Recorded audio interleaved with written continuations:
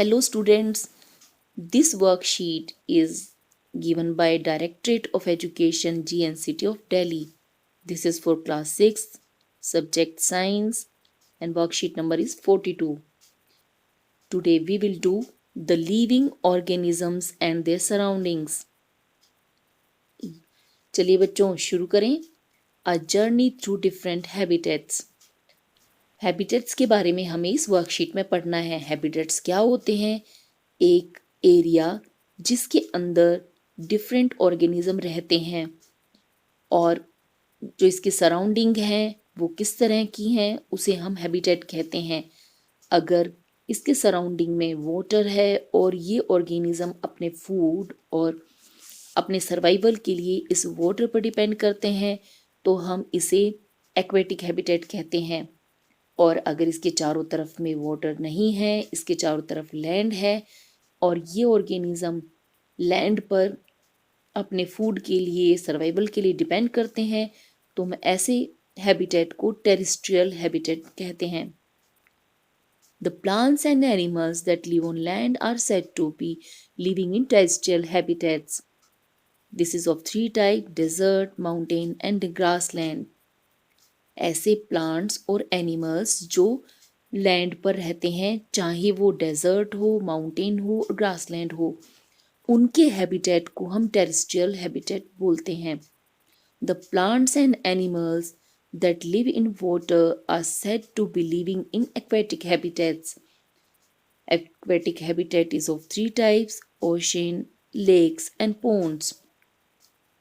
ऐसे हैबिटेट जिसमें organism water पर डिपेंड करता है, चाहे ये ओशन हो, लेक्स हो और पोन्ड्स हो, उसे हम एक्वेटिक हैबिटेट बोलते हैं.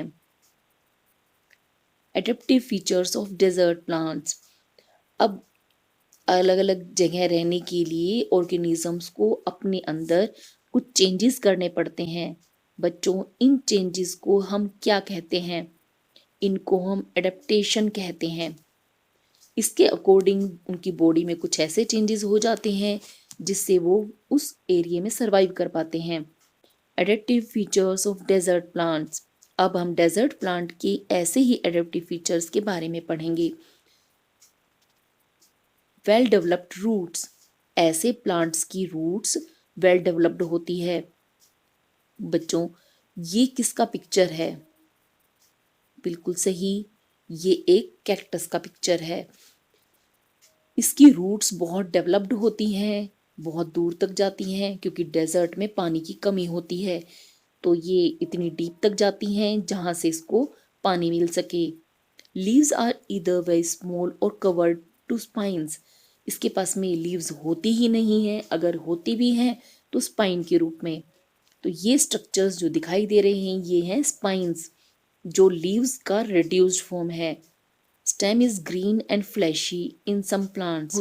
लीव्स तो स्पाइंस में कन्वर्ट हो गई, इस वजह से फोटोसिंथेसिस नहीं कर पाता तो स्टेम को ग्रीन कलर का बनना पड़ता है जिससे कि फोटोसिंथेसिस कर पाए. ये स्पॉन्जी होती हैं और ये वाटर को स्टोर करके रखती हैं.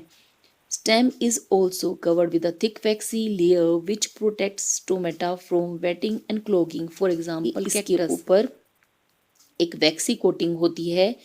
यह वैक्सी कोटिंग इस स्टेम में जो पानी स्टोर हो रखा है वह सनलाइट की प्रेजेंस में इवेपोरेट ना हो जाए, इससे बचाती है और इसके पास में इस तरह से ज़्यादा टाइम तक वाटर रिटेन रह पाता है. Adaptive features of aquatic plants. जिस तरह से डेजर्ट प्लांट्स में कुछ एडेप्टेशन है उसी तरह से एक्वेटिक प्लांट्स में भी इसके एडेप्टेशन है जो इसके सर्वाइवल में हेल्प करता है. Roots are reduced in size. ऐसे प्लांट्स की रूट्स साइज में रिड्यूस होती हैं. बच्चों, इस तरह का लीफ आपने देखा होगा. ये किसका लीफ है? बिल्कुल सही, ये लोटस प्लांट का लीफ है. यह पानी के ऊपर तैरता रहता है. इस प्लांट की रूट्स छोटी होती हैं क्योंकि इसके पास पानी बहुत अवेलेबल है तो इसे दूर तक पानी लेने के लिए जाना नहीं पड़ता. Stems are long, hollow and light. ऐसे प्लांट्स की स्टेम पानी में डूबी रहती हैं जिससे कि ये खराब ना हो. ये अंदर से होलो होती हैं और लाइट वेट होती हैं. जैसा कि आपने लोटस के स्टेम को देखा होगा, इसे एक वेजिटेबल के रूप में भी खाया जाता है। Leaves and flowers float on the surface of water.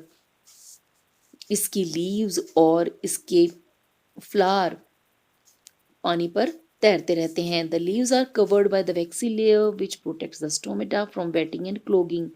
For example lotus, leaves के ऊपर वैक्सी कोटिंग होती है जो पानी को अंदर जाने नहीं देती, और इस तरह से लीव्स पर प्रेजेंट स्टोमेटा के स्ट्रक्चर को यह क्लोज होने से बचा लेती है।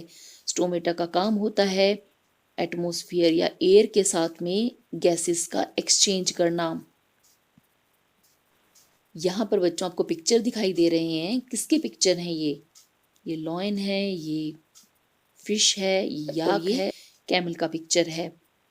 इसमें ये ऑर्गेनिजम्स के हमें पिक्चर ड्रॉ करने हैं और इनको कलर करना है, और इसके नीचे इनके हैबिटेट्स के बारे में लिखना है। लॉयन कहाँ पर रहता है? यह लैंड पर रहता है, इसलिए लॉयन का हैबिटेट हुआ टेरेस्ट्रियल। फिश कहाँ पर है? फिश वाटर में रहती है, इसलिए इसका हैबिटेट हुआ एक्वेटिक।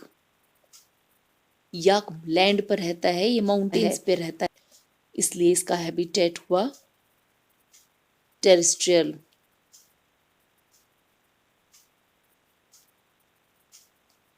और कैमल लैंड पर रहता है, डेजर्ट में रहता है, और डेजर्ट एक टेरेस्ट्रियल हैबिटेट का टाइप है। आज की वर्कशीट में बच्चों हमें इतना ही करना है। अगर आपको ये वीडियो पसंद आई हो तो इसे लाइक करें, शेयर करें, चैनल को सब्सक्राइब करें और नेक्स्ट वीडियो देखना ना भूलें। जल्द ही नेक्स्ट वर्कशीट के सॉल्यूशन के साथ मिलेंगे।